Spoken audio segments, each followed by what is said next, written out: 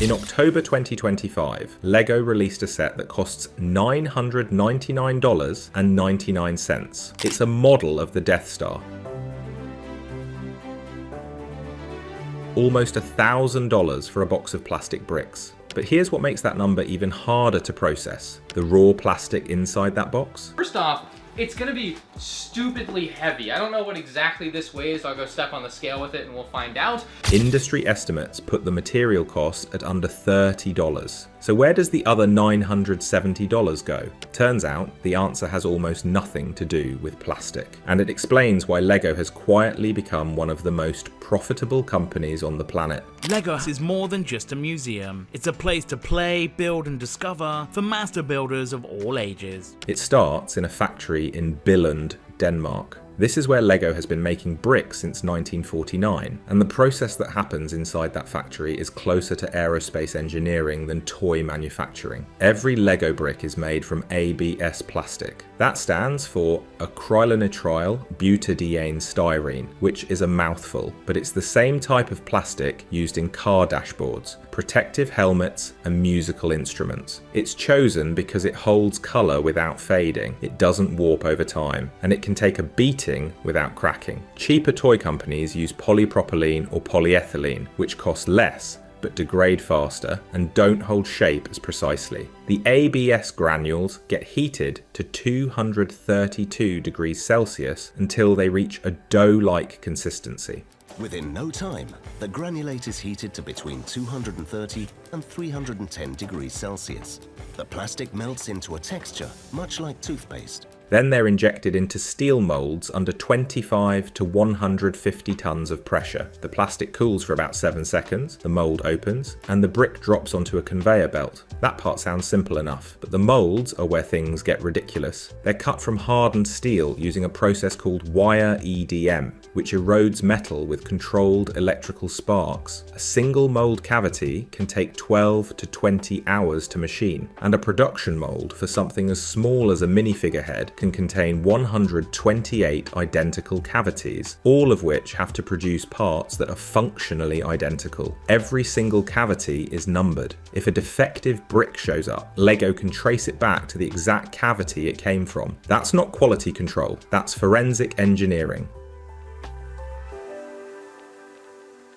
The manufacturing tolerance on these molds is 10 micrometers. That's 0.01 millimeters. To put that in perspective, a human hair is about 70 micrometers wide. LEGO is working at a fraction of that. If a brick is even 0.02 millimeters too large, it won't fit into existing structures. If it's 0.02 millimeters too small, it falls apart when you pick it up. The margin between works perfectly and complete failure is almost invisible. And the reason that tolerance has to be so tight, because LEGO made a promise that most companies would never attempt. A brick manufactured in 1958 has to click perfectly into a brick manufactured today. That's nearly 70 years of backward compatibility across billions of parts. If you stack 10 bricks on top of each other, the cumulative tolerance error is 10 times whatever the individual error is. So even tiny inconsistencies compound fast. That's why the precision has to be nearly perfect at the individual brick level. Out of every million bricks LEGO produces, roughly 18 fail to meet their standards. That's a defect rate of 0.00002%. For context, that would be like flipping a coin and getting heads 22 times in a row. It almost never happens. And the rejects get ground up and recycled back into production. LEGO's factories recycle all but about 1% of their plastic waste. So that's where a significant chunk of the cost goes. You're not paying for plastic, you're paying for the engineering that makes the plastic behave like precision machined metal. But manufacturing is only part of the equation.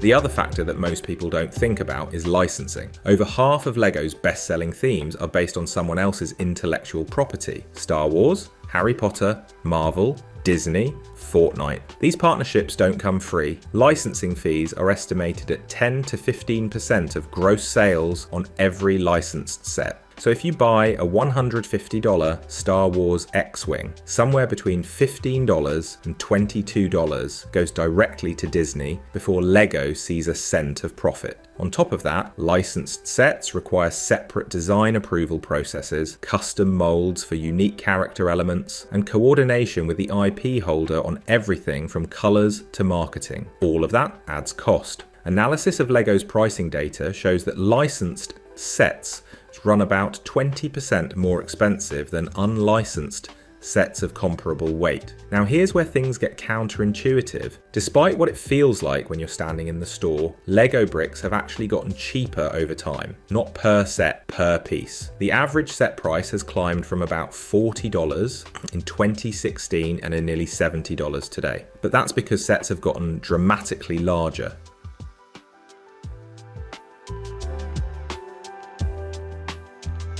Back in 1984, the King's Castle set had 664 pieces and sold for $52.75. Adjust that for inflation, and it's about $155 in today's money, which works out to roughly 23 cents per brick. A modern Hogwarts castle has 2,660 pieces for $169.99. That's about 6 cents per brick. The price per piece has dropped by almost 75% in 4 decades. If deep dives like this are your thing, hit subscribe. We do these every week, so why does it still feel so expensive? Because Lego made a calculated pivot. Starting around 2010, the company began aggressively targeting adults. The 18+ line launched with complex display models designed for people with disposable income and nostalgia. The Titanic set has 9,090 pieces and took over 2 years to design. The UCS Millennium Falcon has 7,541 pieces and stands almost 3 feet across. Adult fans now account for roughly a quarter of Lego's total customer base, and they're willing to pay for sets that function more like detailed model kits than toys. This shift has been enormously profitable. In 2025, Lego reported $13 billion in revenue, a 12% increase over the year before. Net profit hit $2.6 billion.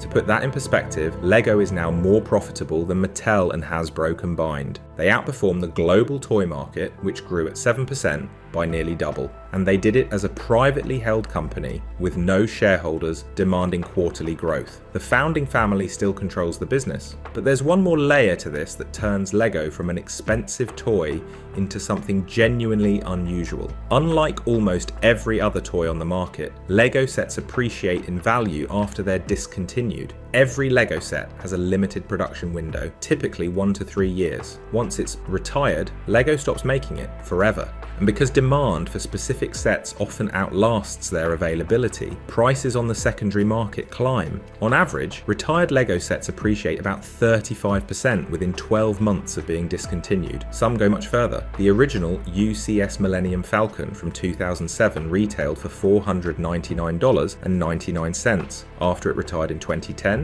sealed boxes sold for several $1,000s on the aftermarket. Some sets have seen increases of 500 to 1,000%. This has created an entire subculture of Lego investors who buy sets at retail, keep them sealed, warehouse them, and wait. It's the same logic that drives wine collecting or sealed vintage sneakers, except the asset is a box of interlocking plastic bricks. Whether that's smart investing or elaborate hoarding depends on who you ask. But it does point to something real about why Lego costs what it costs. You're not just buying a toy, you're buying an engineering standard that hasn't been broken in nearly 7 decades. You're buying a design philosophy that takes 2 years to develop a single set. You're buying licensing deals with the biggest entertainment franchises on the planet. And you're buying something that, unlike almost anything else you can get for a kid, might actually be worth more in 10 years than it is today. Is $999 for a Death Star justified? Maybe not for everyone, but the company that charges it just posted